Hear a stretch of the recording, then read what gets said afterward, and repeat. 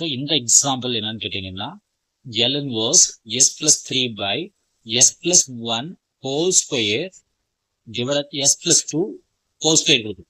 அதாவது நியூமினேட்டர்ல s ஓட maximum power 1, டினாமினேட்டர்ல s ஓட மேக்ஸிமம் பவர் பார்த்தீங்கன்னா s இருக்கு, அதே சமயத்துல s plus 2 whole square இருக்கு.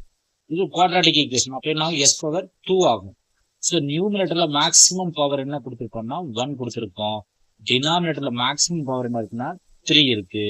என்னைக்குமே டினாமினேட்டர் தான் அதிகமா இருக்கணும். டினாமினேட்டர் கிரேட்டர் தேன் நியூமினேட்டரா இருந்துச்சுன்னா இது ப்ராப்பர் ஃபிராக்ஷன் சொல்லுது. இது ப்ராப்பர் ஃபிராக்ஷன் சொல்லுது. ஸோ இது சிம்பிள் ஃபிராக்ஷன்ல another type. So s plus 3 divided by s plus 1 into s plus 2 whole square கொடுத்துருக்கு இல்லைங்களா? அப்போ a by ஃபர்ஸ்ட் டேர்ம் பிரச்சனையே கிடையாது, s plus 1 போட்டுருவோம், plus b by s plus 2 நான் ரிப்பீட்டட் ஒரு டைம் போட்டுருக்கு. So s plus 2 repeated, so c by s plus 2 whole square ரிப்பீட்டட்னா அப்படி போட்டு. ஸோ மேலே கீழே என்ன பண்றோம்? s plus 1 s plus 2 whole square ஆல a b c ன்ற பிளேஸ்ல மல்டிப்ளை பண்றோம். ஸோ LHSல s plus 3 இருக்கு, LHSல s plus 3.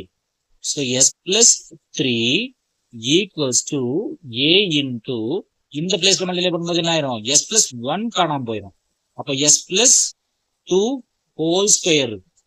ஸோ bன்ற பிளேஸ்ல மல்டிப்ளை பண்ணும்போது s plus 2 பவர் 2 இருக்கு, இங்க பவர் 1 இருக்கு. அப்ப என்ன ஆகும்? s plus 1 s plus 2 ஓட ஒரு பவர் காணாம போயிடும். cன்ற பிளேஸ்ல மல்டிப்ளை பண்ணும்போது s plus 2 whole square ஃபுல்லா காணாம போயிடும். அப்ப s plus 1 மட்டும் இருக்கு.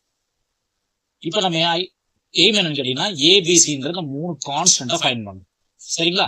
அப்போ but s is equal to first opposite symbol. So plus 2 கொடுத்துருக்கும். அப்போ ஆப்போசிட் சிம்பல் -2. ஸோ -2 போட்டு என்ன ஆகும்? LHSல -2 plus 3 ஆயிடும், ஈக்குவல்ஸ் டு a into +2 -2 0 ஆயிடும், பிளஸ் b into +2 -2 அதுவும் 0 ஆயிடும். இப்போ c மட்டும்தான் கிடைக்கும். ஸோ c into -2 plus 1 கிடைக்கும். அப்போ என்ன ஆகும் பார்த்தீங்கன்னா LHSல -2 plus 3, அப்போ +1 equals to c into -1 இருக்கு. therefore c ஓட வேல்யூ என்ன இருக்குங்க? -1. c வேல்யூ -1 இருக்கு. அடுத்தது another constant find பண்ணணும்.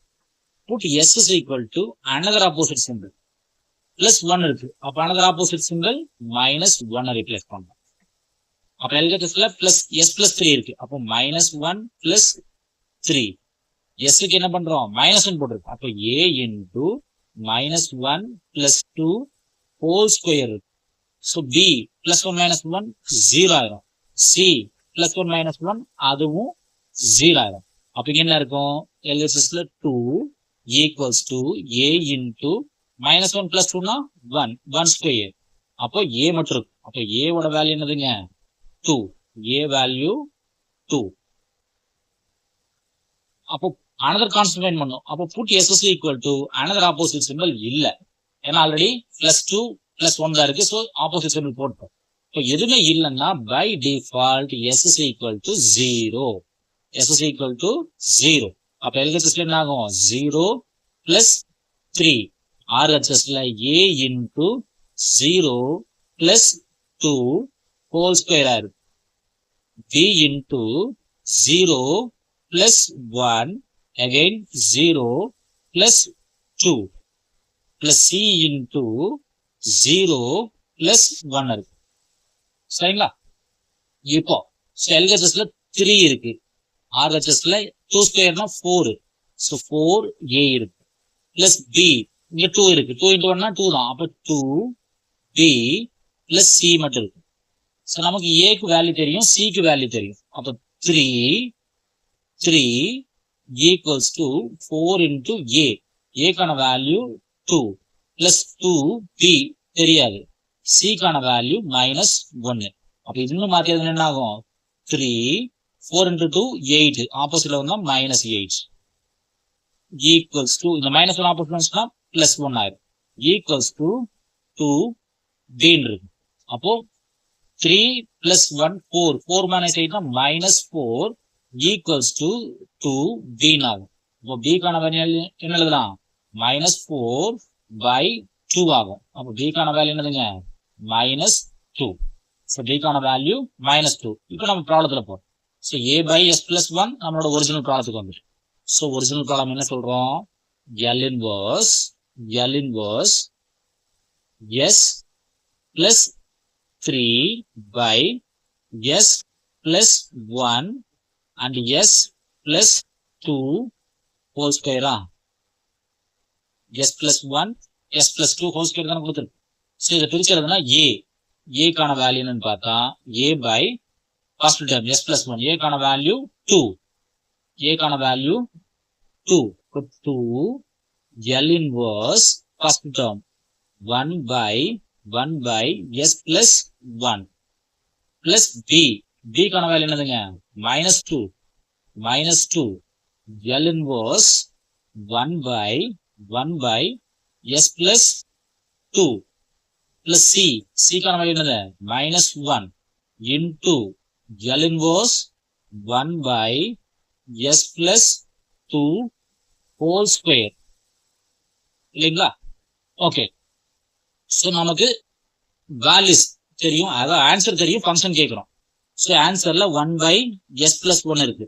இப்போ ஆன்சர்ல 1 by s plus a இருக்கணும்னா ஃபங்க்ஷன்ல என்ன இருக்கணும்? L of e power minus at இருக்கணும். L of e power minus at கான வேல்யூ தான் 1 by s plus a. அதே மாதிரி ஆன்சர்ல 1 by s plus a இருக்கு, 1 by s plus b இருக்கு. அப்ப இந்த ரெண்டு டேர்மையும் நம்மளால ஈஸியா ஃபங்க்ஷன் போட்டுக்க முடியும். அதாவது ஃபர்ஸ்ட் ஒன் என்ன ஆகும்? 2 into e power a ஓட value 1 minus at, so minus 1t minus 2 into e power a value 2, அப்போ minus 2t. அப்போ தேர்ட் ஒன் மட்டும் தான் நமக்கு சிக்கல் ஆகுது. என்னது? s plus 2 whole square இருக்கு, s plus 2 whole square இருக்கு. சோ இங்க தான் நம்ம ப்ராப்பர்ட்டிஸ் நமக்கு தெரிஞ்சிருக்கணும். ஆன்சர்ல, அதாவது ஆன்சர் என்ன வந்திருக்கு? 1 by s plus 2 whole square கொடுத்துருக்கு. 1 by s plus 2 whole square இருக்கு. அப்ப ஆன்சர்ல s plus 2 வரணும்னா, அதாவது ஆன்சர்ல replace s by s plus 2 போடணும். அப்படின்னா என்ன ஆகும் பாத்தீங்கன்னா ஷிஃப்டிங் தியரம். அதாவது ஷிஃப்டிங் தியரத்துல e power minus at வந்திருக்கும். e power minus at function of t வந்திருக்கும். அப்ப இந்த s plus 2ன்ற டேர்ம s ஆ மாத்தி எழுதணும்னா ஆன்சர்ல ஒரு e power minus at எழுதிருக்கும். ஓகேங்களா? அப்போ ஒரு e power minus at வந்திருக்கு. e power minus at ஏன்ற வேல்யூங்க 2, ஏன்ற வேல்யூ 2. அப்ப e power minus 2t வந்திருக்கு. e power minus 2t கண்டிப்பா வந்திருக்கு. சரிங்களா? இப்போ பேலன்ஸ் டைம் என்ன ஆகும்? இதுல s பதிலா s plus 2 போடணும். Balance time 1 by s square வரும்.